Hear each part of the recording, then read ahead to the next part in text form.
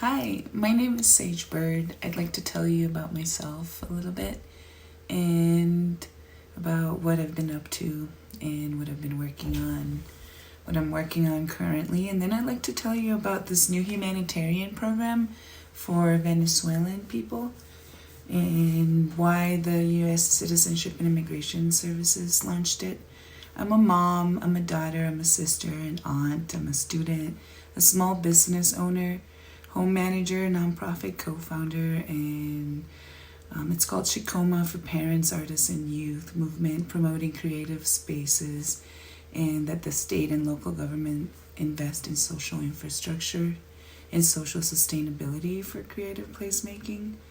Shikoma is a movement doing business as Shikoma. It's a multicultural, multi-generational youth single-parent household and artist movement, a collective dedicated to promoting social sustainability and creative placemaking towards preventative efforts. We're a resource to New Mexican artists and policymakers, students and parents, and other local nonprofits who also advocate to improve the social determinants of health through preventative efforts, which are influenced by the expertise of our own lived experiences, and we contribute to the economic autonomy of local artists while uplifting our state and doing so through audiovisual and performing arts, arts education, and equitable access to tools, materials, and platforms. We advocate for cultural exchanges and youth mentorship. Also mentorship for artists, so much talent. Our group is requesting that New Mexico create a creative industry. Our group requests that a creative workforce development is considered a priority by the state. I moved from Venezuela to Santa Fe, and we moved because it wasn't, we couldn't live there anymore. So I moved with my son and daughter. At the time they were babies. And there's still a situation happening in Venezuela. People continue to leave Venezuela to escape violence, insecurity, and threats, as well as lack of food, medicine, and essential services.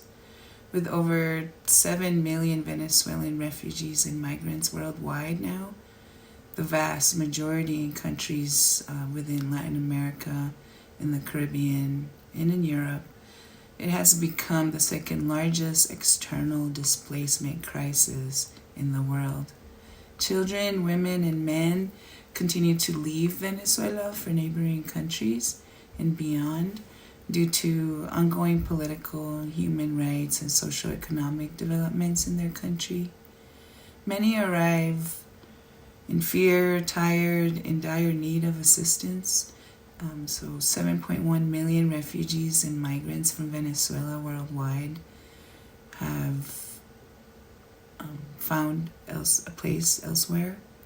And there's lots of asylum seekers. About 2.4 million are living under other legal forms of stay in the Americas.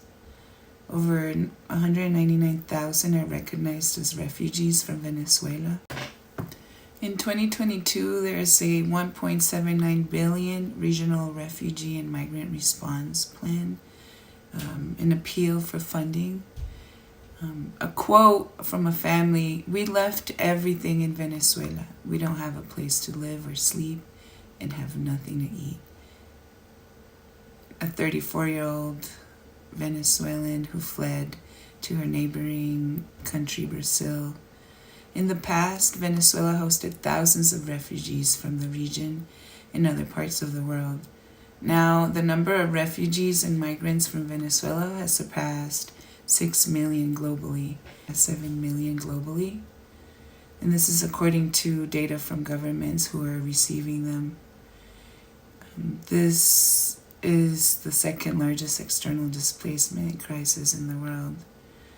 A majority of them are in need of international protection. Venezuelans are still leaving their country, and there's still little sign the outflows will stop soon. Those leaving are increasingly vulnerable and with very few resources. Many refugees and migrants from Venezuela are facing poverty and struggling to survive.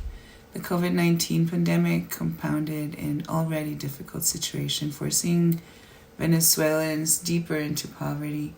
Many families forced to reduce their food intake. They have taken on debts to be able to survive. They're at risk of evictions, exploitation, and protection risks. Amid economic hardships and political discontent in some countries, refugees and migrants can be scapegoated and stigmatized. The increasing competition for jobs and limited access to public services. The majority of refugees and migrants from Venezuela are arriving in neighboring countries, and families with children, pregnant women, elderly people, and people with disabilities are leaving. And often obligated to take irregular routes to reach safety, they may fall prey to smugglers, traffickers, and irregular armed groups. As more and more families arrive with fewer and fewer resources, they're in immediate need of documentation, protection, shelter, food, medicine. In addition, hundreds of Venezuelans remain without any documentation or without permission to stay regularly in nearby countries, and therefore they lack a guaranteed access to basic rights. While hosts, communities, and countries in the region are committed to helping Venezuelans and have been generously welcoming them, they are increasingly overstretched. Several countries have initiated large-scale to ensure refugees and migrants have access to rights and services. However, these efforts and gestures of solidarity require financial support to succeed and ensure that no one is left behind. And they're supporting states to improve the reception conditions. They're coordinating the provisions of information and assistance to meet Venezuelans in their immediate basic needs, including shelter and combating discrimination and xenophobia through awareness campaigns. Notably, they've strengthened the presence along key borders to limit the extent possible risks, in particular with regards to access to the territory, trafficking, exploitation, and to identify people who may require dedicated protection and services such as unaccompanied and separated children and pregnant women. So they're also providing support and legal orientation when people arrive, and they're distributing drinking water and hygiene kits for women at border areas. The teams are providing cash assistance to the most vulnerable Venezuelans, and they're supporting government regularization efforts in Argentina, Brazil, Colombia, Paraguay, Peru, Dominican Republic, Uruguay, and other countries. Also facilitating documentation and seeking solutions to regularize and offer protection to the Venezuelan population.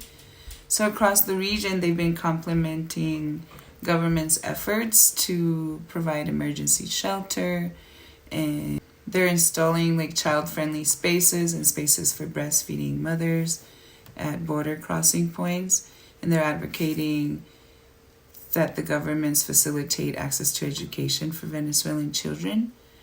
There's established a sort of network of volunteers to improve the links between communities and ensure two-way communication and accountability while working with different population groups, including women, children, elderly people, young people, and people with disabilities, as well as indigenous and LGBT groups. They're also coordinating for Supportive Spaces initiative to ensure that migrants receive updated and reliable information and a minimum package of services in key locations across the region. They're trying to promote and integrate refugees and migrants. They're working closely with local authorities in the private sector and the supports and the provisions of vocational training to Venezuelans. They're also supporting the relocation of Venezuelan refugees and migrants in Brazil, the state of Roraima, to other parts of the country where there are more employment opportunities and services. Another person said it took them over 7 days to reach Peru, and they had nothing to eat at the end. Then they tried to spare for their son and went over 24 hours without a bite. He's only 3. That was a Venezuelan father. In an effort to curb xenophobia against Venezuelans, there's been coordination with partners, and they've launched several campaigns to promote solidarity and humanitarian assistance, as well as an increased support for socioeconomic inclusion, need to be urgently scaled up to. One quote from a Venezuelan says, "We walked for 11 days and had to sleep outside. We left because they threatened to kill us. My brother was killed. They almost killed me." Ana. This is a Venezuelan woman in Ecuador. Our nonprofit organization is willing to contribute to the solutions. So please check the link below. Please check the link below where you can make a contribution and reach a Venezuelan directly with food, winter provisions.